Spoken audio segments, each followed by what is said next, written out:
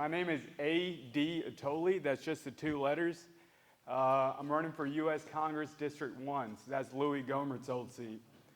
The district, they changed the lines up. It goes from the Oklahoma border down to St. Augustine County. And then it goes from Tyler over to Louisiana.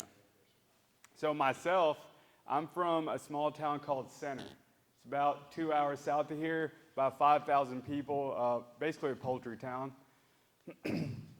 So I graduated out of Center 2005, turning 34 in a few weeks here. I was a valedictorian there, so I ended up going to college at Rice. I ended up on the President's Honor Roll there, and that's when the Afghan wars were still going pretty hard. So I decided I was disgusted with what I was seeing the Taliban do to Christian churches and women's schools over there, so I signed on the dotted line to go into the Marine Corps. But you know how they say, man plans and God decides. So I was 19 years old when I first signed up. I ended up being 28 before I actually went into the Marine Corps. They just kept telling me next year. So my first job out of college actually ended up being working for Congressman Louis Gohmert at his DC office. Worked there for about 5 months. Absolutely hated it. DC is exactly what you think it is, all right? I got along great with the congressman, got along great with his staff. Actually, a lot of them are still helping me now with this campaign, but I just did not like the culture there. So I ended up moving back home and finishing up my application, and I ended up roughnecking in the oil field. So here I am, scored 99th percentile nationally on my SATs, 99th percentile nationally on the ASVAB, which is a military entrance exam, 99th percentile nationally on the Department of Defense military officer test, and I was pulling slips, slinging sledgehammers, and playing oil base mud with the boys. And I loved it. I stayed there for years until the next oil downturn, actually. And I started out as a floor hand, worked my way up to a motorman. That's the person that fixes the machinery on the rig. Then the derrick man, that's the person that works in the heights, pulls back pipe. And then I ended up being a driller, which is the person that manages the operation. So at the age of 25, I was the youngest driller on the rig and one of the youngest drillers in our West Texas division. For those who don't know, a drilling rig is roughly 15 stories high, roughly an acre big, and I think the rig I was on was about $25 million. So me and the boys, we ended up drilling a bunch of oil and natural gas wells all around East Texas, North Texas, West Texas, New Mexico. And then the downturn came. I ended up finally getting into the Marine Corps. I was a Marine artillery officer there, stationed with 1st Battalion, 10th Marines in Camp Lejeune, North Carolina. And I was the officer in charge of units ranging from a little over 4 to a little over 100. And then I got out last year. And so the reason I'm running is I'm absolutely disgusted with what we're seeing coming out of DC. You know, the path that these career politicians and these swamp monsters have taken us down is unacceptable. The root cause of everything we argue about as a society, right? It's CRT, open borders, a healthcare system that does not work for the middle class, public schools that don't work for real people, national debt, inflation, a society that pushes away God, a society that doesn't believe in the importance of a nuclear family. The root cause of every one of these issues is federal government size, federal government incompetency, and federal government overreach. And we as conservatives have been talking about this for a long time now. But I think now the country as a whole is finally waking up to this fact.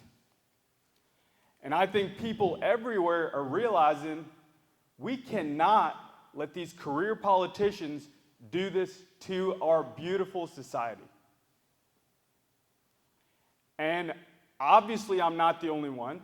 I know a lot of folks here believe that.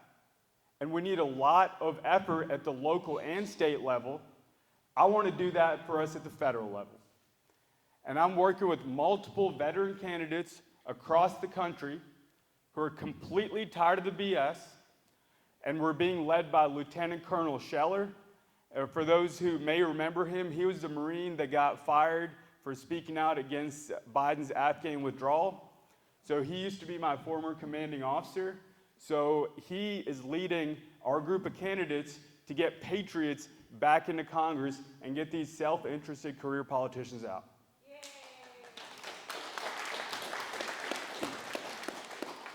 And we are looking to fight. And when I say fight, just to be clear, I am not talking about giving speeches. I am not talking about posting on Twitter. I am not talking about posting fun memes that poke at the Democrats or the rhinos. We are talking about using military and business strategy, which is basically the same thing, in the political sphere to achieve results. We're talking about analyzing the political landscape, finding the hills and valleys in policy issues, finding out which policies are going to be easiest to enact, building coalitions with other people with the same self-interest, finding focal points and then getting the American public concentrated on those focal points so we put pressure on politicians, and that's how you create results. Now, I can articulate that because I was trained in strategy at the United States Marine Corps. But we did that in the oil field all the time, and we just called it common sense, right? And this is all stuff that we all do in our day-to-day work. But the problem is the career politicians in DC don't even think like this. The only thing they think about is, what do I need to do to get votes now? What do I need to do to get more donor money now? And what do I need to do to stay in office 5 years from now? That's ridiculous. And you're going to get some people telling you, well, we've tried to fix the swamp before. You're going to get people telling you, well, I think we're just too far down the road.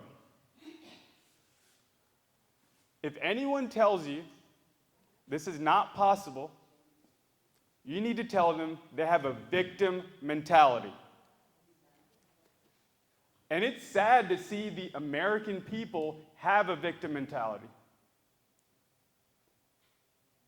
If we were a country that for hundreds of years was run on local self-government, like the Convention of States says, if we were a country for hundreds of years that was founded on a New Testament Protestant God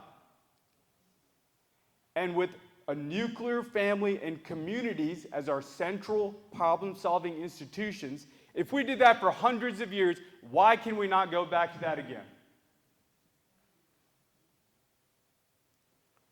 If we've climbed that hill as a society before, why is it impossible all of a sudden?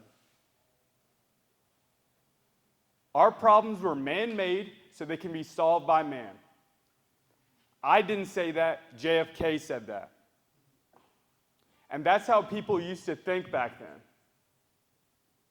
And there's still people that think like that now, they're just not sitting in DC. So that's what this campaign is about. We have a specific plan to go on offense, to return our country to local self-government, and we already see this happening. Local self-government is how the country was run for hundreds of years.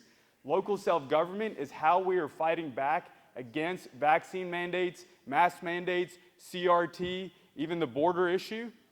And that's what the plan is about. So if you go to the website, roughneckforcongress.com, you'll get a PDF of it, And if you go to our YouTube channel, you'll be able to hear exactly what the plan is. In the question and answer session that's following here, I will try to explain it as best as possible for each question that y'all bring up. So that's what this campaign is about from the start. We're going on offense. We're drawing that line in the sand. Come January 2023, I'll be representing you, Northeast Texas, in U.S. Congress. Day one, I'll be joining the Freedom Caucus with my heroes, guys like Jim Jordan, Chip Roy, Mike Lee, Josh Hawley, MTG Cawthorn. These are people that are thinking outside of the box to solve problems. So that's where I'll be day one. And we're going to draw that line in the sand for us, because if we don't do that now, when are we going to do it? We're going to do it after the bus rolls off the cliff? It's too late then. Right? So my name is A.D. Atholi. I'm running for U.S. Congress, Texas District 1. You're about to ask me some questions. Please make them as hard as possible. I'm here to offer solutions. Okay? I am, out of the 4 guys running for Louis' old seat, I'm the only oil and gas candidate, I'm the only military candidate, and I am the only America First PAC endorsed candidate in this 4-way race. All right, so thank you for your time, and I'm ready for the questions.